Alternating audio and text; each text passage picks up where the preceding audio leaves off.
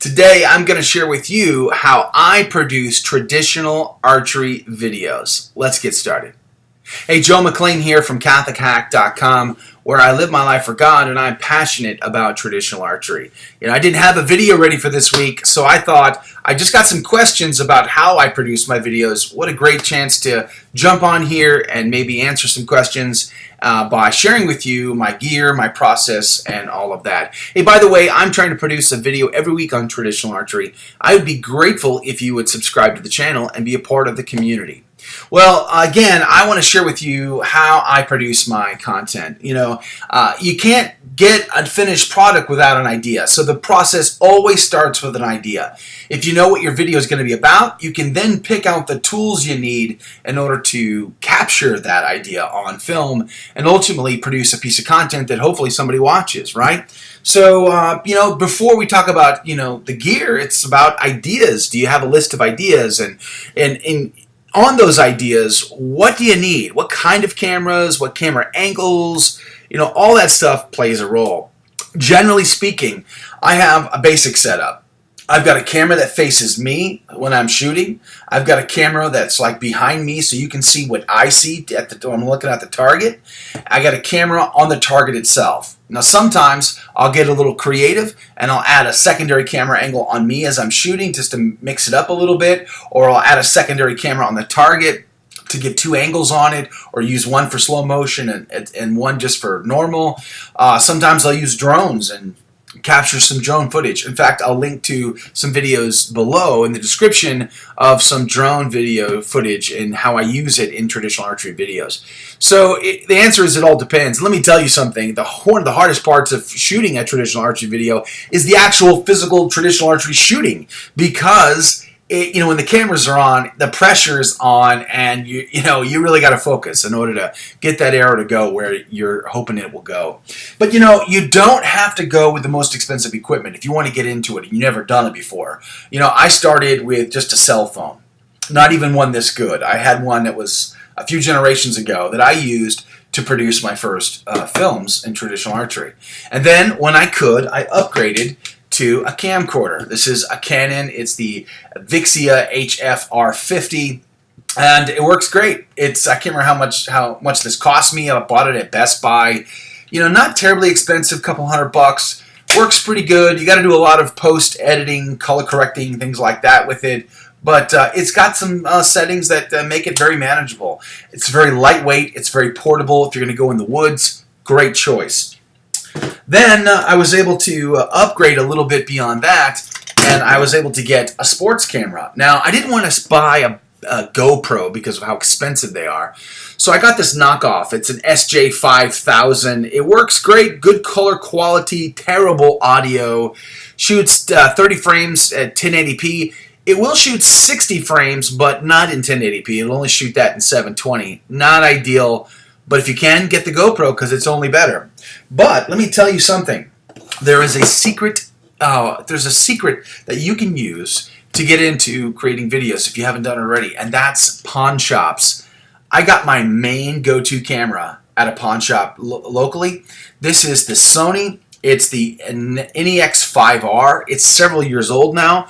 When it was new, it retailed for over $700. I got this thing for just over $100. It's a mirrorless camera. It has a 18 to 35 millimeter lens on it. It's great. It's autofocus capability, great depth of field capability, beautiful picture quality.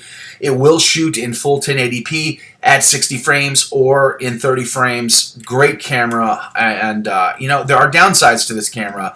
For instance, there's no input. There's no 1/8 inch input for audio. It does come with a proprietary boom mic that you sit in this jack, but when you do that, you can't get the screen to come all the way up, which makes it very hard for me because then I can't see myself. I don't know if I'm in frame. I don't know if I'm in focus. It's kind of annoying. So I have opted recently to go without that, suffer through the audio, and just try to clean it up in post as best I can. But you can get yourself some, Zoom H1 recorder. This is fairly old, fairly cheap now. This is a Zoom H2. They're really good devices. They're not that expensive, and you can get these probably on eBay for pretty cheap. And maybe that and a microphone a lapel mic or whatever, and you've got good captured audio. You just got to sync those up in the video editing in post, right? And of course, I look for things like the Joby Gorilla Pod, and I've got these tripods over my shoulder. I've got this clip for my sports camera. This goes right onto my bow. So when I'm hunting, I can just put this right onto my bow, and it's super easy to carry with me to capture footage. You know, a lot of hunters do capture their kill shot with this. It's not ideal, but it will work, and you can get away with it. So, again, this is a knockoff, but check out your local pawn shop because, you know, they've got GoPros in there for under $100. You just gotta get looking, you know, go around, see what's available in your area. So those are the cameras. That's the basic camera angles that I go with. But you know, everything happens. All the real magic happens in post. Let me take you to my, like, this is an example. This is the video I created for shooting the aces, right? The ace of spades a couple of weeks ago. I put a link to this in the video description below. But you can see over here to the left the 4 different camera angles all synced up here. So basically I make a clap, and that clap allows me to sync all the footage so that I can just, with a click of a mouse, determine which camera angle is visible on screen at any given time, making it super easy, super slick to make that video more interesting with its multiple camera angles. And so you can see I've got the main camera looking at me. I've got a backup camera behind me. I've got secondary cameras, you know, all of it in order to create a more interesting footage. And then, of course, I also like to do a lot of color grading and color correcting of my footage to kind of give it a more cinematic look and feel, to sort of make it more of a journey than just a standard video of me, you know, shooting at a ace of spades. You know what I mean? So Adobe Premiere Pro is not cheap. There's an expense to that. But ultimately, there's hit film. You could always choose to go hit film if you really wanted to, and it's free. You can pay to do some slight upgrades, but it's a way for you to get a decent video editor, get cranking with some cameras or even your cell phone footage, whatever you got to do. There's really no excuse if you are interested in producing traditional archery videos that you can just get started today. There's always a way to do it. You know, you're probably haven't just thought it through, or maybe you need to spend some time on YouTube researching it. But if you are interested and you have questions, feel free to leave them in the comment box below, and I'll try to answer them to the best of my ability.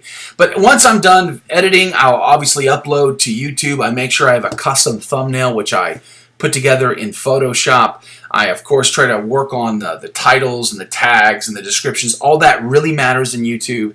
And then ultimately I start to produce or promote my video on Facebook and Pinterest and Reddit, everywhere I can, in order to, you know, share that video, that piece of content with more traditional archery shooters everywhere.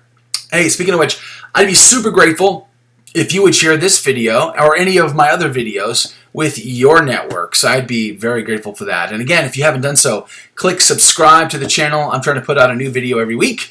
And I would be just elated if you would be a part of our community. I am super grateful for you, and I appreciate your feedback. If you do produce videos, I would love to know how. How do you do that? Leave a comment below with the gear, the process, the video editing, all of it. I might learn something that I can then adapt and bring into my channel and try something new. I'd be super happy about that. So at any rate, I'm praying for you that you shoot straight. I hope you pray for me that I shoot straight. And until the next video, may God richly bless you.